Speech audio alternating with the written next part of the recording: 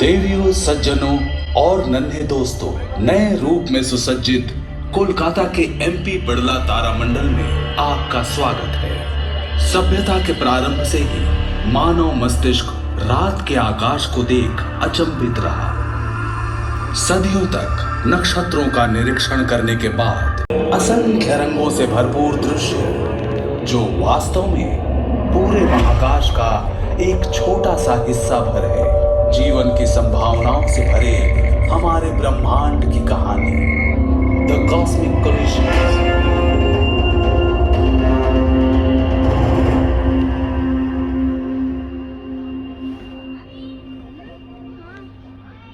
बदल गया। इसकी शुरुआत हुई वहां जहां एस्टेरॉयड सूर्य की परिक्रमा करते हैं। सौर मंडल के प्रारंभिक 20-30 लाख वर्षों में जब ग्रह बन रहे थे, तब जो चट्टान और धातु के टुकड़े छूट गए, उनसे बने एस्टेरॉयड। ज्यादातर एस्टेरॉयड दिखाई देने वाले कक्ष में घूमते हैं, जो स्थित है मंगल और बृहस्पति के बीच। कुछ और भी करीब हो सकते हैं। किसी भी साल लाखों में एक मौका हो सकता है कि एस्टेरॉयड धरती से टकराएगा, लेकिन 6.5 करोड़ साल पहले एक टकराया था।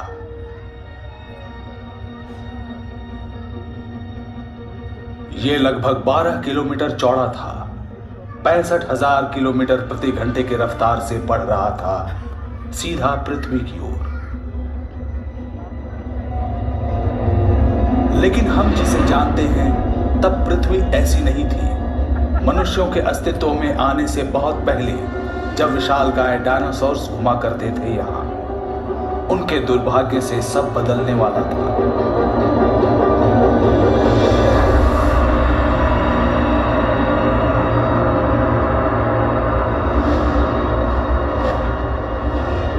आज जहां मेक्सिको है, यह एस्टेरॉयड वहां टकराया।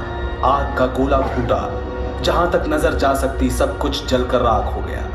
धरती और चट्टानों के टुकड़े भाप बनकर अंतरिक्ष में उड़ गए। जब इन धातुओं की वापस बारिश हुई, वातावरण गर्म हो गया। प्रज्वलित मलबा धरती से आकर टकराता रहा बार बार। हर चीज जिसमें आग लग सकती थी वो जल गई। 1 घंटे तक धरती में चारों ओर तापमान 300 डिग्री सेंटीग्रेड से भी अधिक हो गया, किसी भट्टी के समान गर्म। चारों ओर धुआं और राख फैल गई। 6 महीने तक इतना अंधेरा कि अधिकतर पौधे न उग सके।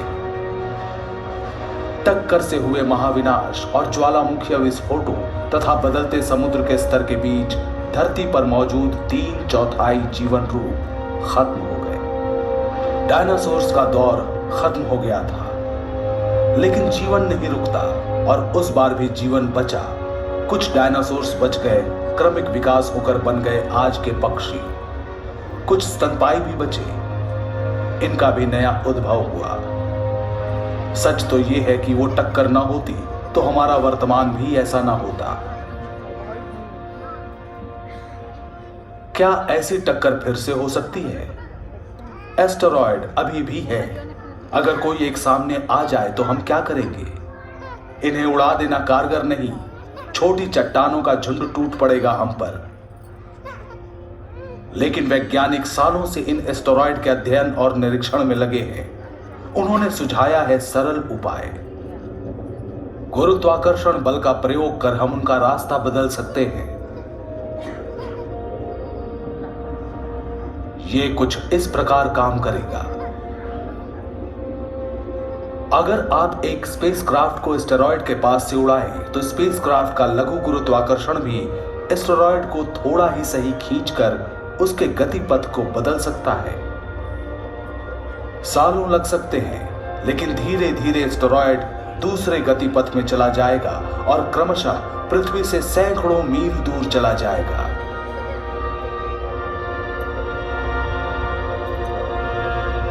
कुछ 100 मील की दूरी भी काफी नहीं है,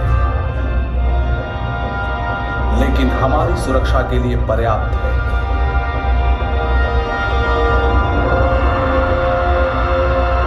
आज ये सिर्फ एक सोच है, लेकिन सही लगती है। वैज्ञानिक कहते हैं हमारे लिए यही सर्वश्रेष्ठ उपाय है। किसी दिन आप में से कोई एक और बेहतर उपाय सोच लेगा जो महाकाश के इन अजूबों से धरती की सुरक्षा कर पाएगा। हम जानते हैं कि एक टक्कर से चंद्रमा का जन्म हुआ और वो टक्कर आज हर रोज सूर्य को ईंधन देता है। हमने देखा टक्कर ने डायनासोर्स को खत्म कर दिया। हमने सीखा हम कैसे गुरुत्वाकर्षण के प्रयोग से अपना भविष्य सुरक्षित कर सकते हैं। सब कुछ यहीं पर घटित हुआ, पास के महाकाश में।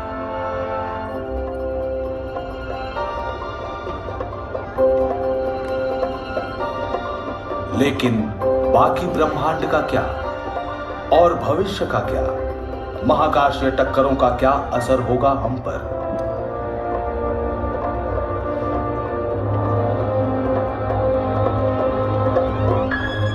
हम आकाश गंगा से आगे बढ़ते हैं जो हमारे सौर मंडल का घर है। ये आकाश गंगा हजारों अरबों नक्षत्रों और खरबों दूसरे ग्रहों का साथ साथ गैस और धूल के विशाल समूहों का भी घर है। गैलेक्सी के नक्षत्र एक दूसरे से इतनी दूर हैं कि टकराने की संभावना न्यूनतम है, लेकिन अपवाद तो होते ही हैं। चलिए हमारी गैलेक्सी के मुहाने पर पल भर ठहरते हैं।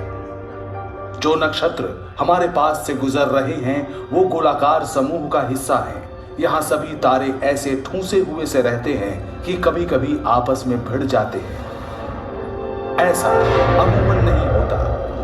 यहाँ भी लाखों वर्षों में एक बार ऐसा होता है।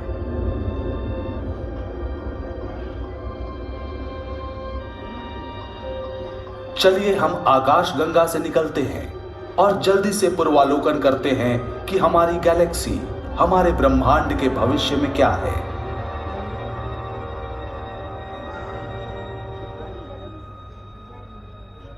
भविष्य में अरबों वर्ष आगे आ गए हैं हम, पृथ्वी से 5 लाख प्रकाश वर्ष दूर। देखिए आकाश गंगा पड़ोस की गैलेक्सी एंड्रोमेडा से टकराने वाली है। हमने इस दृश्य की गति बढ़ा दी है। आप हर सेकंड में प्रकाश वर्ष की गति से बढ़ रहे हैं।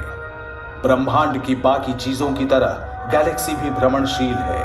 हालांकि एक दूसरे से काफी दूर है, पर गुरुत्वाकर्षण इन्हें बांधे रखता है।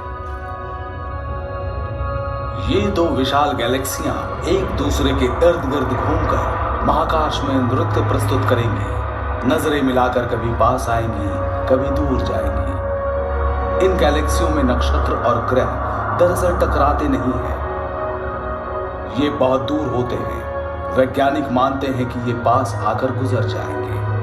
आपस में टकराएंगे गैस और धूल, जिनसे दोनों गैलेक्सी भर जाएगी।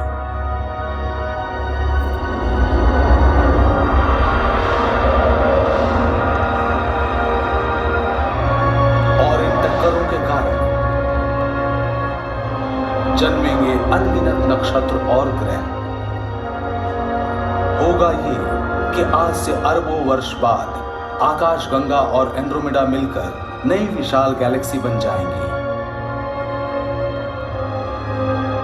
गैलेक्सी की टक्करें उनके जीवन की सामान्य बात है। सच तो यह है कि हमारी गैलेक्सी भी दूसरी छोटी गैलेक्सियों की टक्कर से बनी है। इन टक्करों के बिना आकाश गंगा का अस्तित्व नहीं होता और शायद हम भी नहीं होते।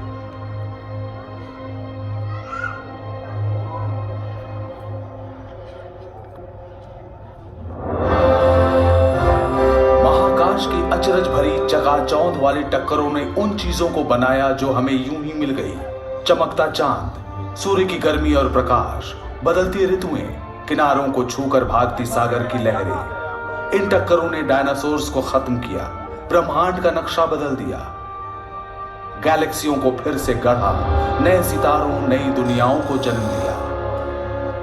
निरंतर विकसित हो रहे विशाल ब्रह्मांड का क्षुद्रतम हिस्सा है हम। कभी लगता है एक छोटे सफर के राही हैं हम, लेकिन हम खोज पर निकले हैं निरंतर बदलते ब्रह्मांड को समझने की कोशिश में। और कुछ नहीं पता कि टकरावों के चलते बनते बिगड़ते इस ब्रह्मांड में हमारी अदम्य जिज्ञासा के कारण अगली बार किस सच से टकराएंगे हम।